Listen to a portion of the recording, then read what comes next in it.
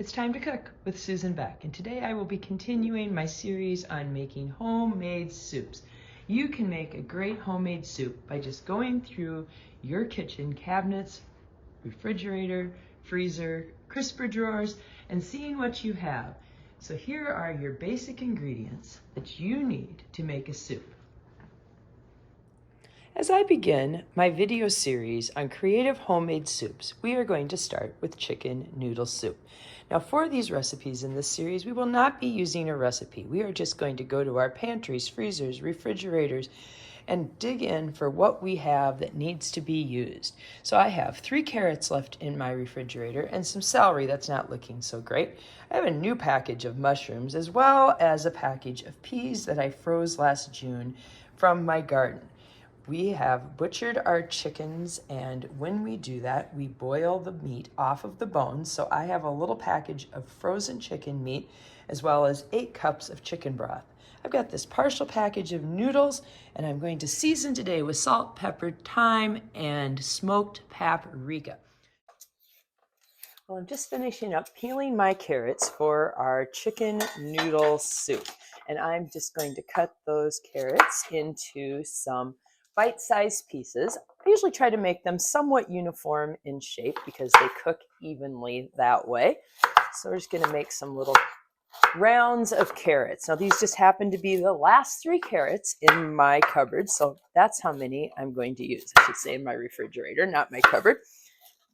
All right, I'm just going to chop those all up, and when I finish chopping those, I would move on to my celery.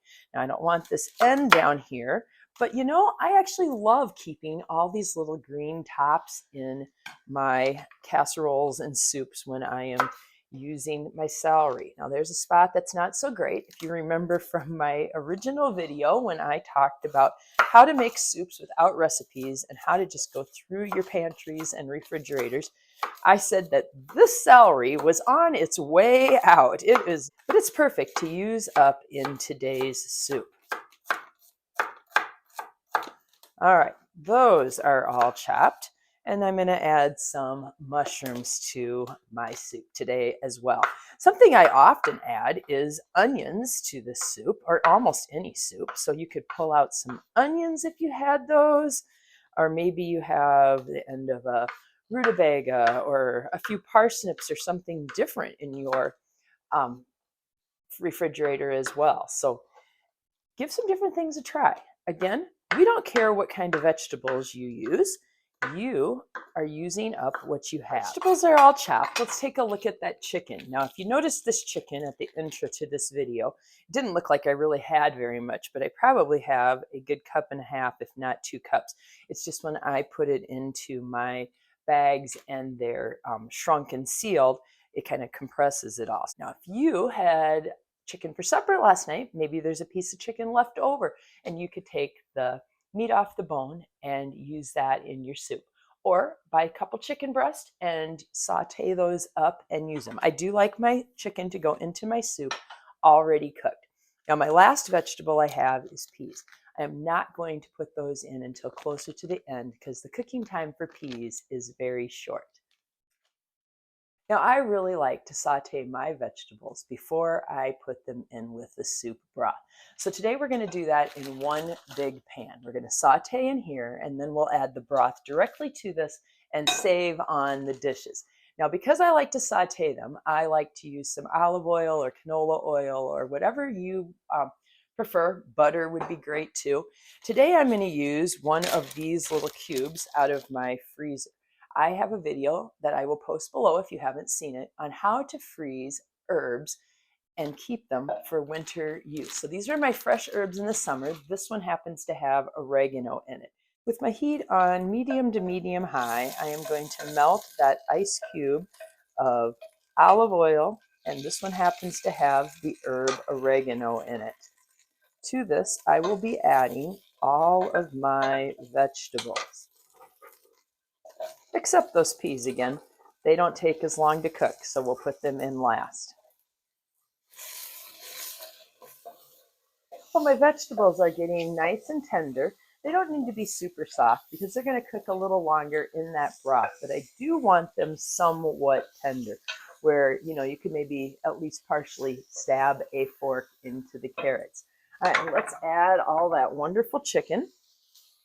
And then we're going to add our spices. You know, experiment, try different things. Chances are it's going to turn out just fine. I love thyme, thus my title of my channel, Time to Cook. I'm going to put in a teaspoon of thyme, a teaspoon of salt. Chances are I will add more salt to this. I'm going to put in a teaspoon of paprika and a few cranks on my pepper grinder.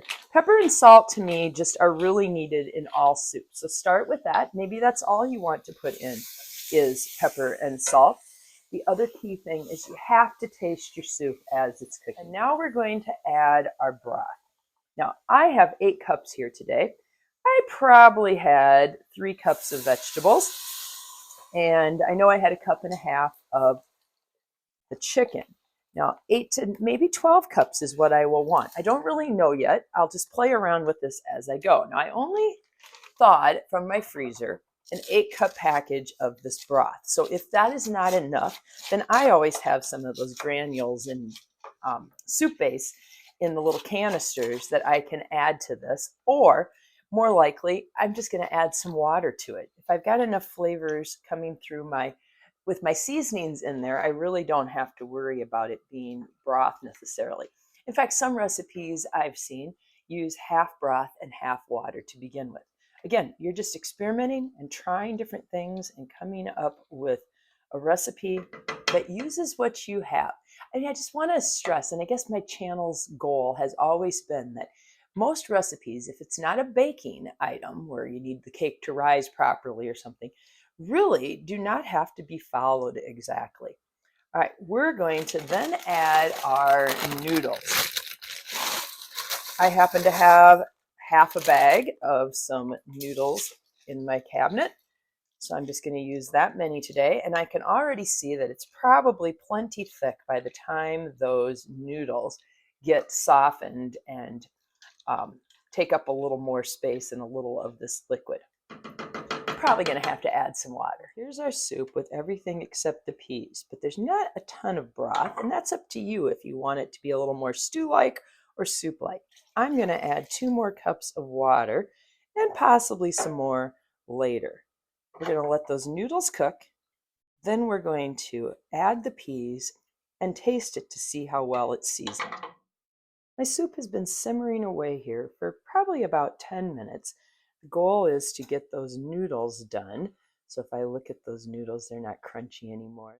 This is just a must. You have to taste your soup, especially the broth of that. Now it's pretty hot, so don't just slurp it down real quickly.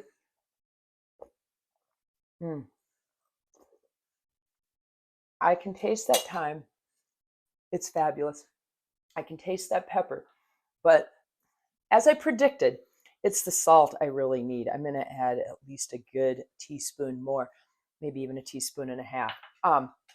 If you're buying box chicken broth, there's probably a lot of salt in that. What I find is that my homemade broth, there is no salt in it at all. So it might seem like an excessive amount that I just put in there, but keep in mind that I used homemade broth today, no salt added.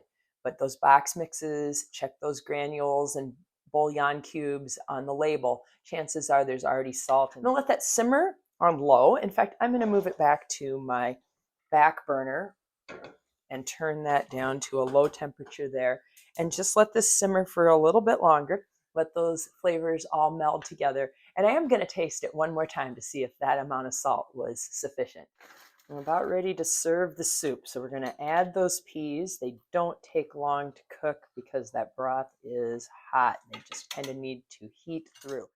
I did taste the soup again, and that extra salt was just what was needed. I'm looking so forward to this. Soup is just the perfect thing during these winter months, and it's just a great way to clean out your fridge and use up things that you have sitting in that crisper drawer. It's perfect. You should just go to your cupboard and your refrigerator and find the vegetables that you have. Mix and match and make your own creative chicken noodle soup.